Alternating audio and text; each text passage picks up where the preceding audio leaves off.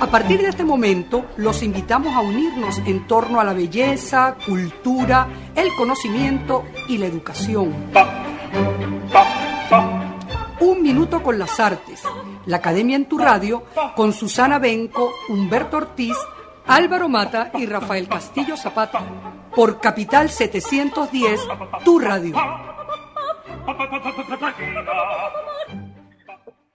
Buenos días, amigos de Radio Capital 710 AM. Bienvenidos una vez más a su programa Un Minuto con las Artes, la Academia en tu radio. Esta mañana estaremos acompañándoles con inmenso placer Quickly Studio en la edición, montaje y administración de redes sociales, Jorge Duque en la producción y coordinación de la estación y frente al micrófono Susana Benco, Humberto Ortiz, Rafael Castillo Zapata y Álvaro Mata, todos bajo la dirección de Radames Pepe Lebrón. Bienvenidos, querida audiencia, y bienvenidos, queridos profes, a este julio, bueno, ombligo del año. ¿Cómo los trata la vida, queridos profes, Susana, Humberto y Rafa? Hola, ¿cómo están ustedes? Excelente, bueno, trabajando mucho. Debo decirles que no he parado ni un minuto. De modo que, bueno, pero contenta de estar aquí.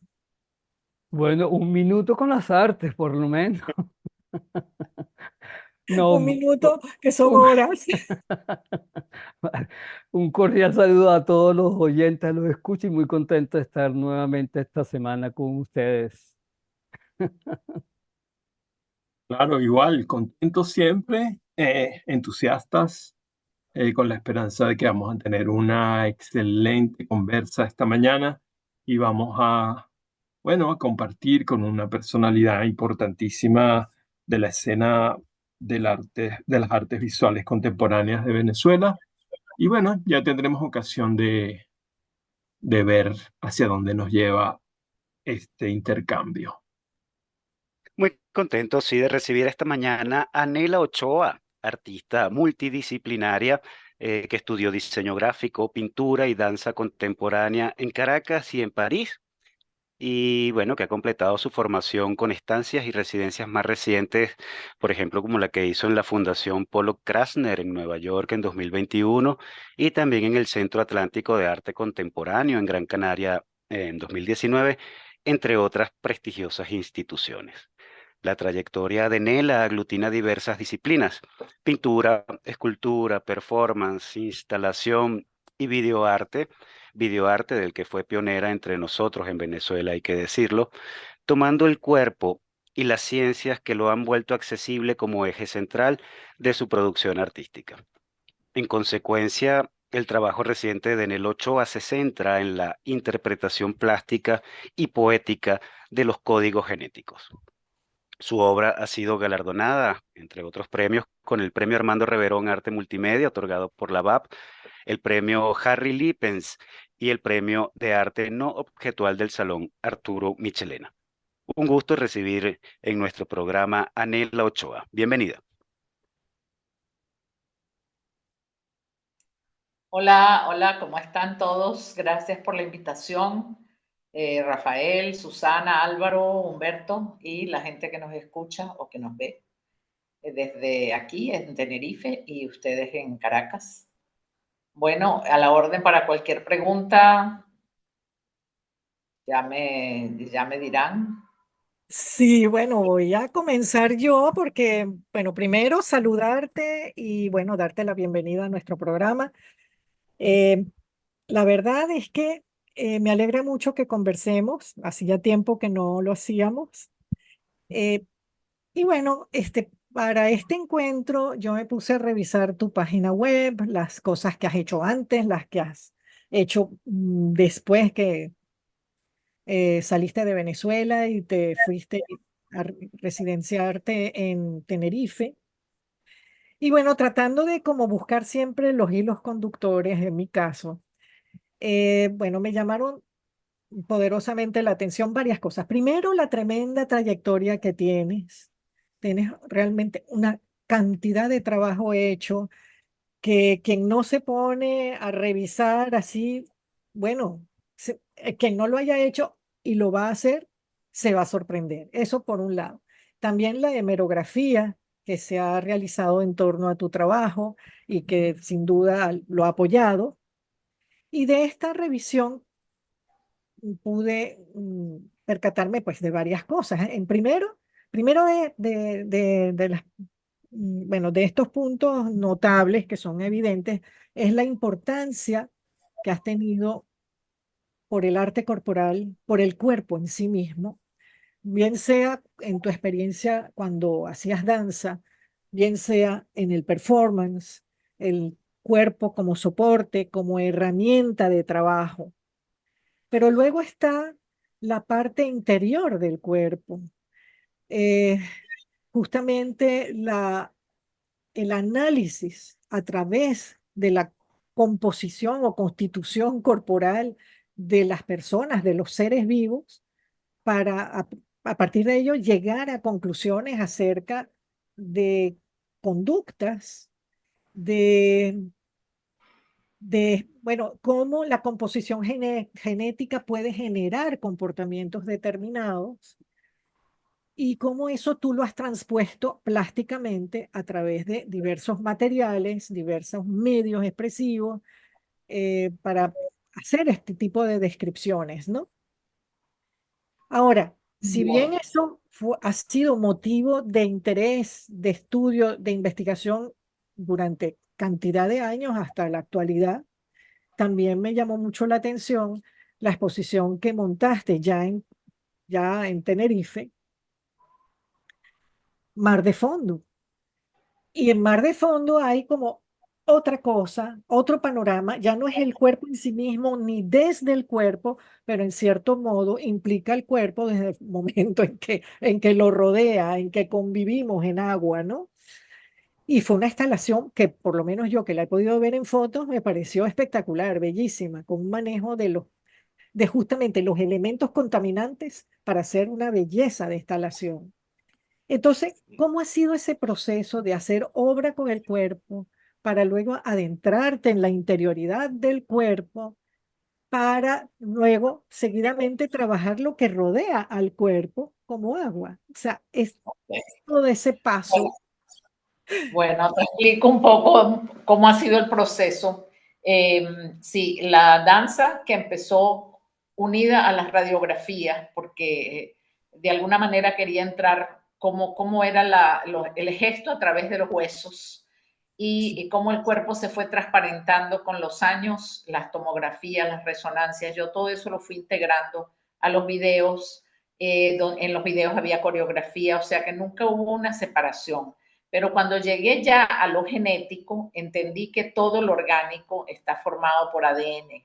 Entonces, que el pelo de caballo, el pelo de cochino y el pelo de humano se varía en unas pocas letras, pero al final todo está como encadenado, porque son recetas que la naturaleza produce para hacer distintos elementos que se parecen, el pelo de una o de otra, o la espina, o a lo mejor también tiene una composición genética parecida, ¿no? Letras, A, T, C, G, G, que son las bases que varían unas pocas y cambian.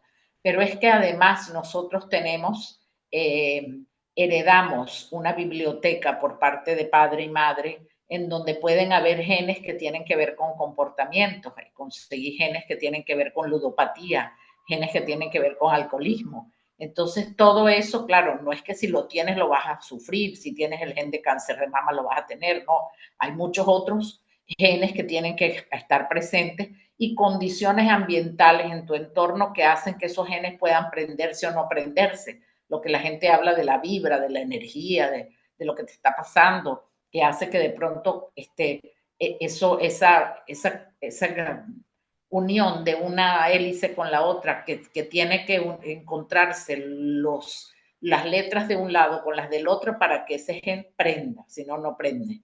Bueno, ese azar, si quieres, es el que puede hacer que una cosa se dispare o no se dispare.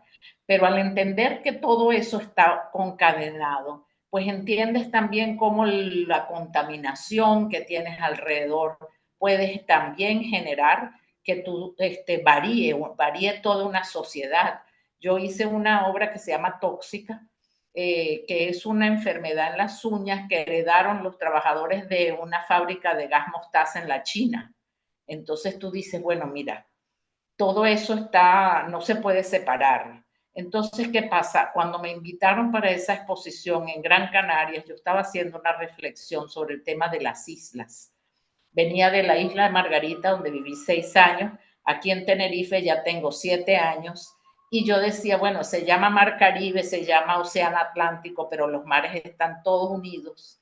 Y lo que tú ensucias en una orilla, finalmente llega a la otra, porque nada se puede separar. O sea, las fronteras del agua y del aire no existen. Eso que nosotros llamamos países realmente es una entelequia, eso no tiene sentido. El mundo es uno solo y todo lo que nos pasa tiene de alguna manera repercusión en lo que va a pasar después. Y por eso es que yo pude pasar de los humanos a los animales en esa misma exposición de Gran Canaria, en esa residencia. Hice una pieza de un gen de una esponja en peligro de una esponja marina en peligro de extinción. No sé si llegaste a ver esa foto, pero era una obra hecha con esponjas de brillo, de esas de limpiar ollas, en 4 colores. Y esa esponja marina en peligro de extinción estuvo exhibida también allí, junto con la gran ola homenaje a Okusai, que la hice con materiales recogidos en las playas, tanto de Tenerife como de Gran Canaria, plásticos de las playas y de los basureros. Recortados, y con eso pues hice esa gran ola que es de alguna manera también pidiendo que tengamos conciencia de que no estamos separados ni de los organismos vivos, que somos parte, somos organismos vivos, y todos los demás organismos vivos tienen de alguna manera la misma composición, variamos en pocas cosas y que el entorno nos hace también variar. No, No sé si interesantísimo. eso más o menos te Sí, responde sí, a cómo está todo unido, ¿no? Y cómo puedo pasar de una cosa a la otra. Otra cosa que pasa en mi obra es que a veces estoy con un tema y ese tema lo veo desde el video, desde la escultura, desde la pintura, desde el performance, o sea, lo estoy viendo desde muchas ópticas, siempre como obsesionada con un mismo tema, ¿no? Y entonces, bueno, a veces las exposiciones son un poco diversas y realmente la gente dice, pero este es la misma artista, esto, o sea, porque yo creo que la gente está más acostumbrada a ver como una sucesión de obras que se parecen y que son variaciones, y en las exposiciones mías hay algunas obras que se parecen y otras que no se parecen nada. Pero cuando tú empiezas a entender el tema, te das cuenta de que sí, están girando alrededor de un tema, aunque plásticamente y formalmente sea muy diferente. es que lo mismo se siente con los materiales, la variedad de materiales, la variedad de soportes. eh, y trataba yo de relacionar en esa gran ola, en homenaje a Hokusai, eso no es material de desecho, pero además muy bien escogido, ¿no? Matizado, con una, con una valoración de azules que yo dije, oye, esa basura es bonita. Por allá. Este, Bueno, cuando el recolector es un artista ocurre eso. y yo, Digamos que sí, lo que ocurre en esa ola tiene que ver con una tradición moderna, que es construir objetos a partir de los residuos. Y bajo esa imagen está la gran tradición iniciada por el collage dadaísta, por ejemplo, con la experiencia pionera de Kurt Schwitters, que precisamente reflexionaba sobre eso. ¿Por qué no organizar los desechos, las ruinas, los escombros de la sociedad industrial para producir objetos estéticamente valiosos, ¿no? Y también en las condiciones extremas de la Alemania de la posguerra, en la famosa República de Weimar, la carencia de materiales y la dificultad de los artistas para tener buenos materiales tradicionales, lienzos, pinceles, tubos de óleo, los llevó a sustituir esos materiales por materiales, bueno, de poca calidad, basuras, tickets, cosas recolectadas. Y creo que desde Baudelaire, la imagen del artista como un recolector de cosas tiradas en la calle es ya un paradigma que acompaña toda experiencia de construcción del arte contemporáneo, que es precisamente la revisión de lo residual, porque la cultura moderna es residual, o sea, produce demasiado escombro, demasiada basura. ¿Y qué hacer con eso? Algunos artistas miran hacia el cielo, las nubes, la belleza del paisaje, pero también se puede ver belleza en esa materia degradada. Y eso es muy importante porque eso tiene que ver también con un punto de vista que creo que se mantiene dentro de la variedad en el trabajo de Nela Ochoa, que es que no se conforma con el aspecto exterior de los objetos o de las cosas, sino que va adentro. Es decir, hay una dialéctica en su obra que la recorre toda, que es adentro afuera. Parece muy obvia, parece muy esquemática, pero es así. El cuerpo exterior, el cuerpo que rodeado del espacio en la danza, que penetra y que ella invade con el cuerpo, pero también el cuerpo adentro, el cuerpo que no se ve, el cuerpo que está determinando también lo que el cuerpo hace. Y es toda esa parte que ella hoy acaba de llamar el cuerpo transparente. A mí no se me había ocurrido, pero ella hace transparente el cuerpo precisamente a través del medio, bueno, clásico de la transparencia del cuerpo a partir de la invención de los rayos X.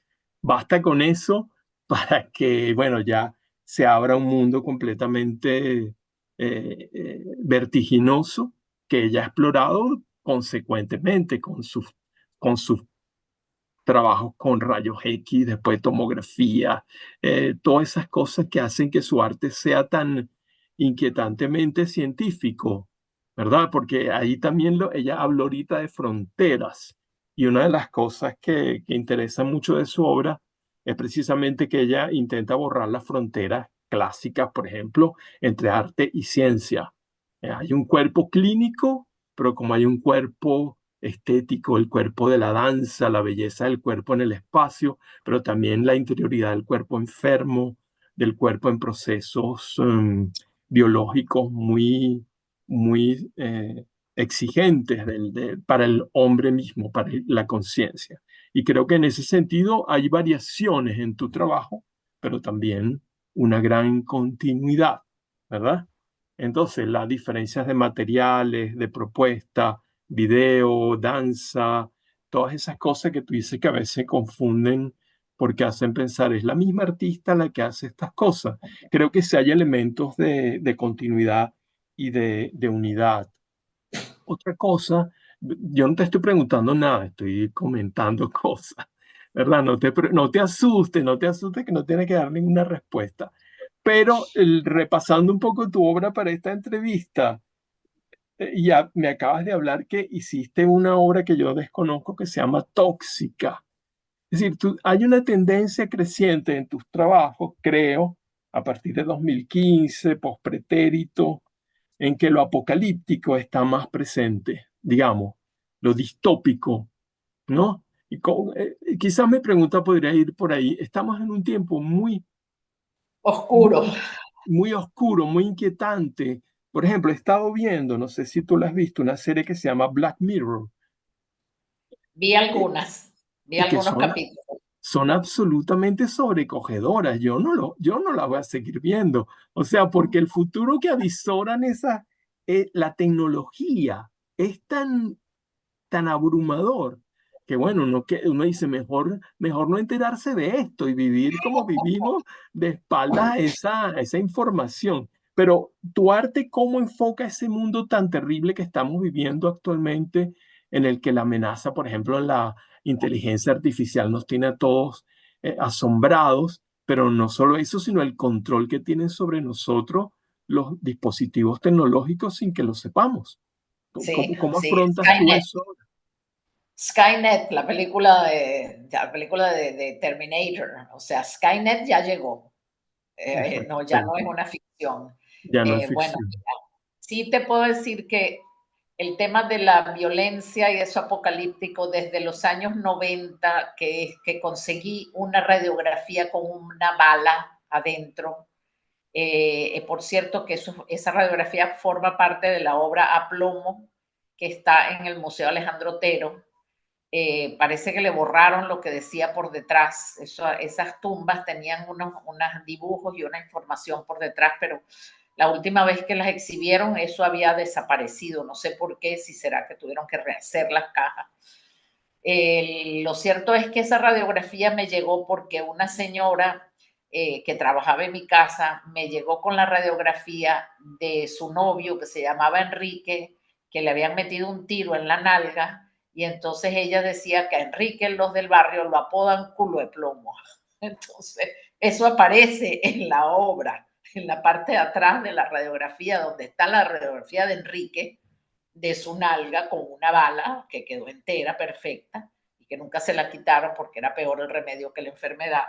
Entonces yo produje en ese año 94 una serie de obras. Una entrevista que me hicieron en Gran Canaria en el 2019, me preguntaban también por qué yo me metía con esos temas tan duros, ¿no? Y yo decía que, bueno, que yo venía de un país en donde la violencia nos rodeaba y nos sobrepasaba, y que era una manera como de devolverle la cachetada a esa violencia que nos caía continuamente, porque aunque no me hubiesen metido un tiro, pues te enterabas de cantidades de amigos y de secuestros que te habían hecho a mí, a mi familia, o sea, a todo el mundo le habían hecho algo horrible. Vivíamos en una zozobra espantosa que cuando yo cuento aquí que Antonio, mi esposo, lo secuestraron 2 veces, la gente me dice, ¿qué? ¿Cómo? O sea, creen que uno de verdad está inventando una comiquita, ¿no? No se pueden imaginar que se viva así. Y sí, se vive así. Y uno llega a acostumbrarse a eso y hay como una necesidad de devolver esa violencia que te arropa no sé, bueno, en mi caso con obras que produzco, que a veces son horrendas, a veces son unas cosas que tú dices, wow, qué fuerte esto. No, bueno, ustedes vieron ya las obras que acabo que están expuestas ahorita en el TEA, la instalación que se llama Obeliscos, que son una serie de figuras puyudas, son falos, son clavos, son misiles, son balas, son puñales, son muchas cosas, y están cosidas y retorcidas y realmente son muy, muy fuertes. O sea, es una obra que o te disgusta profundamente o te hace pensar, pero no te deja indiferente, ¿no? Y yo decía, mira, la industria militar es una industria de una estética impecable, donde nada se sale de donde debe estar, cada línea es perfectamente recta. Entonces estas obras no podían ser perfectamente rectas, las costuras tenían que ser torcidas, tenía que estar hecha con retazos, tenía que dar todo eso que produce la industria militar, que es el horror, que es la muerte, que es la destrucción, pues de alguna manera yo se las devuelvo con una forma irónica que es totalmente torcida, retorcida, remendada. O sea, esa instalación Obelisco va apuntando hacia eso. Y las grandes piezas de carne de cañón de baleados, que las estoy haciendo desde el 2006, bueno, ya en pospretérito habían varias, pero esa instalación empezó en el matadero de Maracay, con un salón de arte Aragua.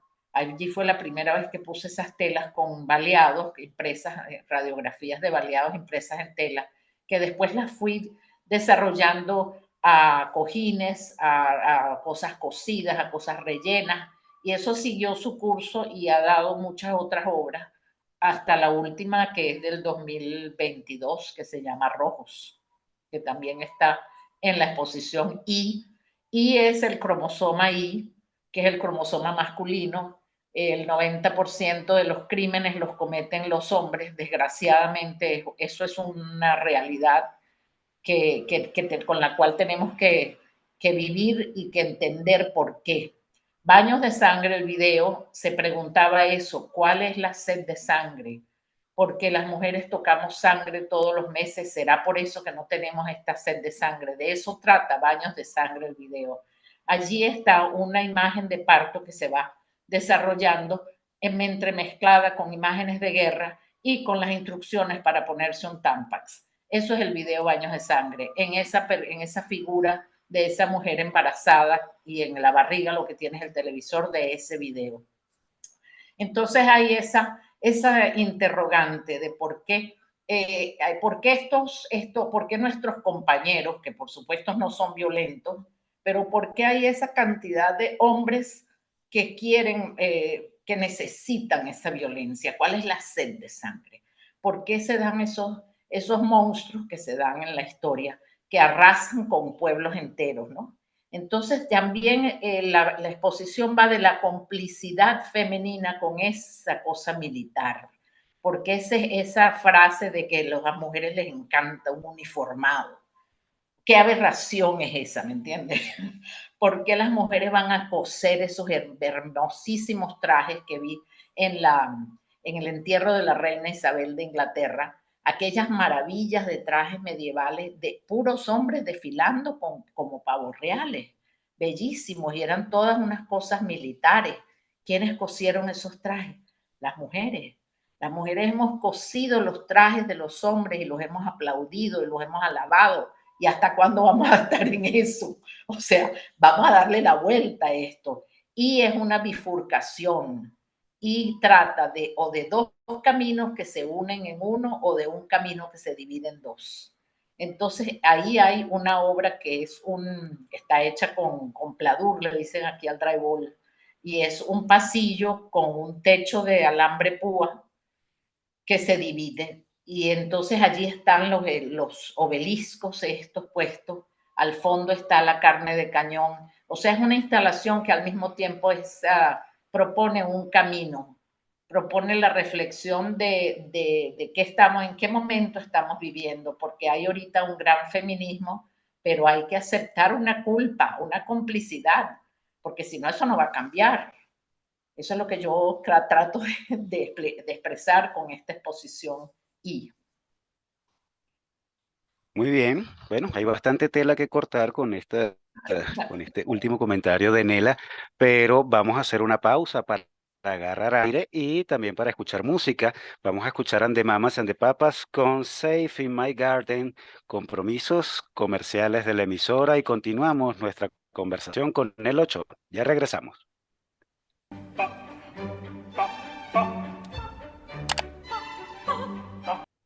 Regresamos, amigos oyentes, después de la pausa musical Safe in My Garden con los papás y los mamás y las mamás de Mamas and the Papas, también los compromisos comerciales de la emisora, y continuamos en nuestra conversación con Nela Ochoa. Humberto, ¿qué tienes para nuestra invitada? Bueno, después de escuchar a los mamas y de papas, que es de una pas- pacificidad de los años 70, 60, no, yo quería comentar algo que en tu obra es imposible de obviar siempre, que es la intención clara de ofrecer reflexiones. Hay siempre en tu obra una cosa, un trabajo plástico, a veces unas cosas muy lindas, que también tienen unas cosas muy preciosas. Los códigos de flores tienen unas cosas de unos colores muy lindos, unos códigos genéticos que son preciosos, los colores que trabajas, que son como muy lindos de ver. Pero siempre hay en tu reflexión un ejercicio intelectual bastante marcado. Mi pregunta, yo trabajo como actor y hago trabajo escénico. La pregunta que te quiero hacer es justamente eso, justamente esa posibilidad de distancia y reflexión sobre el cuerpo que haces, es lo que hizo que te saliera de la danza o que jugaras con la danza de una manera distinta, porque no sé, como que te faltara la necesidad expresiva que sentimos a veces los bailarines o los actores, que queremos mover a juro el cuerpo. Tú te colocas como en un sitio donde contemplas el cuerpo, miras el cuerpo y planteas reflexiones sobre lo corporal, sobre el gesto. Me acuerdo de ese panela de San Joaquín, que es maravilloso, ese videíto, que es tan precioso con el simple gesto del brazo de las panelas. No sé, te pregunto por eso, ¿por qué dejaste la danza? sí, bueno, sin duda que hay dos cosas, la danza y el video eran cosas que había que hacer con equipo. O sea, generalmente tú no, bueno, hoy día todo el mundo maneja los videos, editan en las computadoras, pero en la época en que yo empecé a hacer video, tenías que tener una cámara que no era un teléfono, tenías que editar en una sala de edición, las coreografías eran con un grupo de bailarinas, todo eso hacía que tuvieras que trabajar con un grupo de gente. Y lo que me estabas diciendo, The Mamas and the Papas, esa era una época donde todo el mundo quería participar. No había el tema de que cuánto hay para eso, no. Era estar, era ser, había una cosa como una ideología, una ética, una espiritualidad por lo que estábamos haciendo, por una verdadera libertad. Porque yo siento que hoy día hay como una especie de neo-oscurantismo con la cosa de ser políticamente correcto, entonces todo está prohibido, todo está censurado. Yo siento que de alguna manera estamos como volviendo a la Edad Media. Entonces, cuando escogí esa canción de The Mamas and the Papas, The World's on Fire, o sea, no te das cuenta que estamos rodeados de realmente de una cosa terrible y estábamos empezando apenas. Y no habíamos llegado a la inteligencia artificial y a Skynet, que vamos en camino. Pero sí, realmente yo creo que la danza y el video necesitaban de equipo que yo ya no podía tener. Me mudé de Caracas, me mudé a Margarita. Tuve que empezar a trabajar sola, pero desde antes, desde la época de que hacía videos y coreografías, también intervenía radiografías, intervenía objetos. O sea que había una parte de taller de solitario que también hacía. Ahora, cuando me dices lo de los colores lindos, me recordó una reflexión de Bélgica Rodríguez cuando vio una de las obras mías de genética. Me decía, pero es que esto es muy cinético. Y me decía, es que esto no está relacionado de alguna manera. Le digo, pues sí, yo no lo había visto así, pero efectivamente cuando yo sigo una secuencia genética que la sigo tal y como está, A, C, C, T, T, T, G, T, C, T, A, T, C, T, T, T, yo le asigno un color a cada letra y voy reproduciendo la secuencia genética tal y como está. Lo que resulta es una cosa muy cinética, efectivamente. Y bueno, y por supuesto, si estoy trabajando con una flor, como es el caso de ni con el pétalo o el de rosa gigantea, no me acuerdo ahorita el nombre, de todas maneras rosa, que está en el Frost Museum, pues esos colores eran muy agradables porque finalmente eran rosa. La obra de las esponjas de la que hablé hace rato, esponjas se llaman, también tiene colores de mar, tiene colores de... Sí, no hay duda de que cuando trabajo con flora y fauna, pues a veces los colores pueden ser muy agradables, pero en la obra Anorexia, que es un gen sobre anorexia, que son cucharitas volteadas boca abajo, los colores son amarillos, anaranjados, unos ocres, en fin, realmente pues no hay una... Sí, quizás hay una búsqueda de la belleza porque uno no la puede evitar, incluso en las obras donde hay radiografías de baleados, que es una cosa tan fuerte, pues hay también una búsqueda de la belleza que a veces siento que puede ser hasta perversa. Claro, pero ahí lo que me hace a mí reflexionar es un poquito también el juego artístico, cómo mezclas esos contenidos tan terribles, fuertes, con lo que siempre abordas tus trabajos, esos temas tan duros, tan importantes de reflexionar, con la actividad artística, en el sentido anímico de tu mismo proceso creador. Es ahí donde quiero como indagar Sí, un poquito, ¿no? yo siento, bueno, hay distintos tipos de arte y de artistas. Hay gente que puede estar toda la vida trabajando arte geométrico o pintando paisajes y está muy bien. Yo no estoy en contra, yo no lo puedo hacer. Yo siempre que me estoy planteando una obra, me estoy planteando también un pensamiento y gira en torno a una reflexión y siento que necesito comunicar algo. Entonces, bueno, por ejemplo, con la obra, el video que también está en la exposición y ecogenético, es un video de un gen relacionado con la memoria del miedo. Entonces yo tomé el personaje del grito y saqué caras de los noticieros de internet de gente llorando y de gente gritando y compuse todas las letras que necesitaba para hacer este video. Entonces, bueno, eso fue un sufrimiento horrible. Yo pasé meses viendo por internet noticieros para sacar esas caras y realmente me dolía. Era un trabajo doloroso. Y al final puede haber quedado un resultado muy estético, muy bello, si se quiere, pero fue un trabajo sufrido. Igual que el mismo video de Baños de Sangre, donde me dieron imágenes de guerra y yo tenía que seleccionar segundos de esas imágenes. Y fue muy doloroso. O sea, a veces los procesos de una obra no son tan agradables, ¿no? Son sufridos, a veces no. Sí, de eso mismo, de eso se trata justamente el arte, es lo que pienso yo a veces, ¿no? Justamente cómo transformar en algo humano un dolor tan fuerte, los dolores fuertes y terribles que nos tocan también y que nos absorben, ¿ah? Pero bueno, Ahora, Nela, has mencionado en un par de oportunidades tus desplazamientos, tus viajes, tus mudanzas, y bueno, me gustaría meter la lupa allí, en Santa Cruz de Tenerife, en las Islas Canarias, en España. Ese es el lugar en el que vives desde 2017 con tu esposo, el escritor Antonio López Ortega, amigo de la casa. Bueno, Antonio tiene algunos vínculos familiares con el lugar, tengo entendido, y eso, digamos, facilitó la llegada allá. Pero como tú bien dices en alguna entrevista, el arte siempre es empezar otra vez de cero. Y bueno, recién mudada a Canarias, de alguna manera tienes que empezar de cero, estás en otro país, no es la figura que conocemos en Caracas desde hace unas 4 décadas. Entonces, el asunto tampoco fue tan difícil, intuyo yo, según veo en tu cronología, porque al llegar al año siguiente abriste la muestra De retrospectiva de video. videoarte, Nel Ochoa Videos 1985-2006 en el TEA, Tenerife Espacio de Artes, y también fuiste seleccionada en el programa de residencias del CAMP, como mencioné al principio, Centro Atlántico de Arte Modernos en Las Palmas, donde mostraste esta instalación Mar de Fondo, homenaje a Hokusai.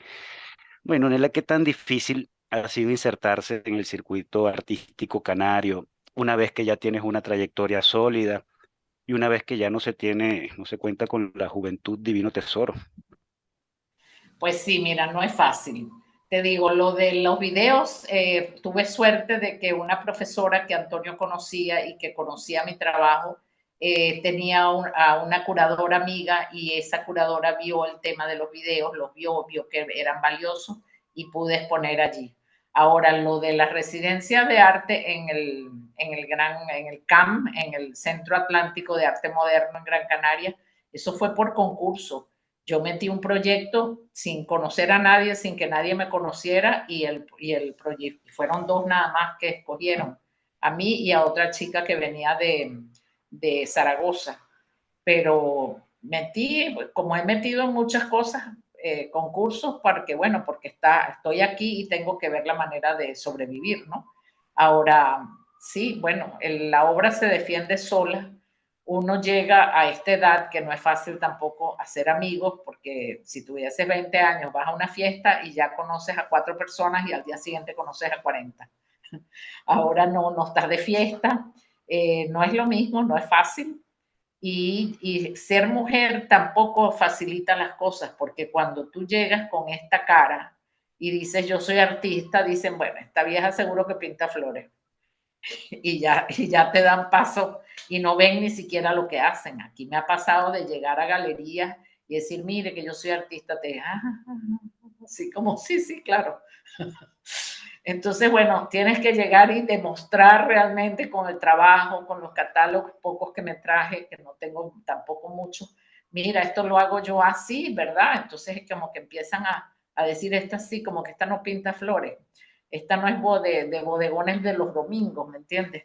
Porque la edad y ser mujer, cuando un hombre tiene cierta edad y dice que es artista, dicen, bueno, este señor se ha mantenido toda la vida de su trabajo. Es un tipo serio. Pero las mujeres dicen, bueno, igual si son poetas, esa señora escribe, si escribe sus poemitas.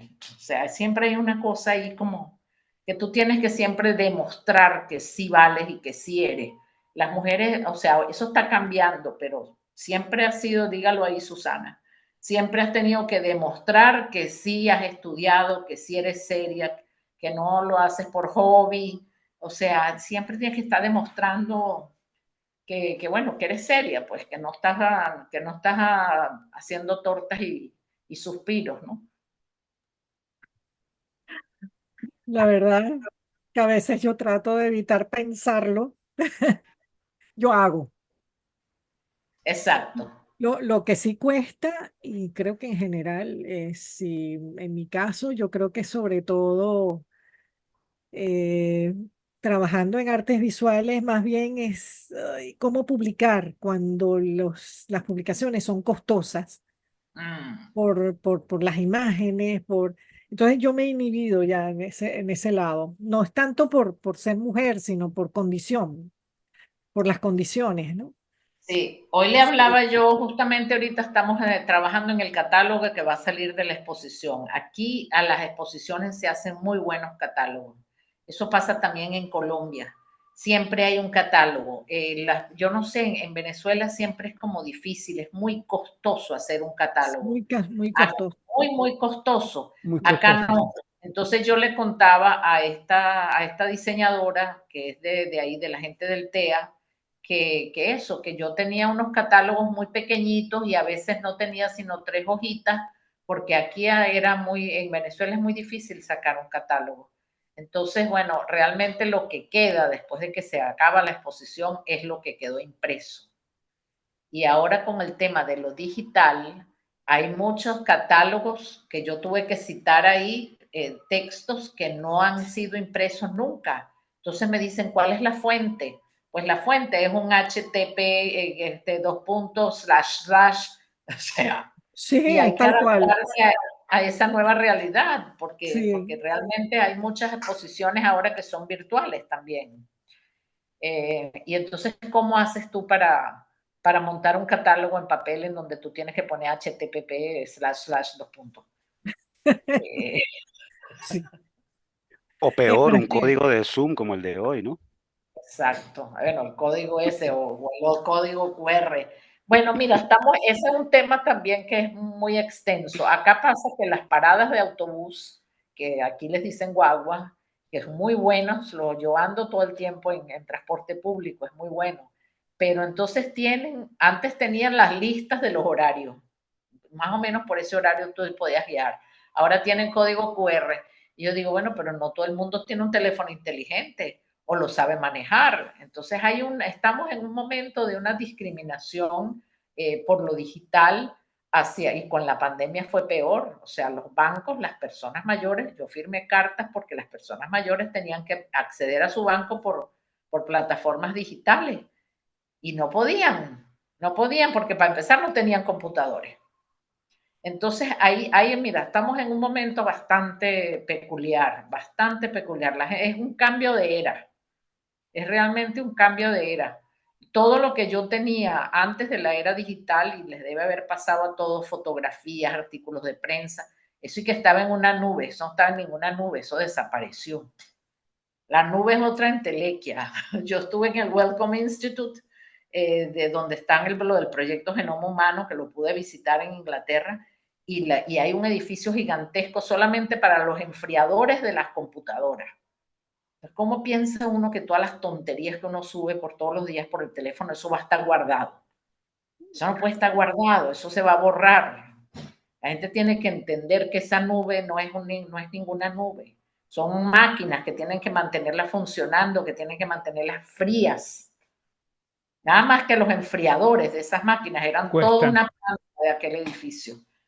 imagínese. En fin, Bueno, no, querida Nela, eh, tecnología apocalíptica aparte, ha sido un gusto conversar contigo hoy, esta mañana, pero bueno, los tiempos de radio son dictatoriales y nosotros debemos despedir. muy bien, muchísimas gracias a todos y bueno, bueno, y espero que lo disfruten. No, gracias a ti. Es una charla como para quedarse conversando largo. Y pues Ahora sí, la verdad es que empezamos a sí. hablar.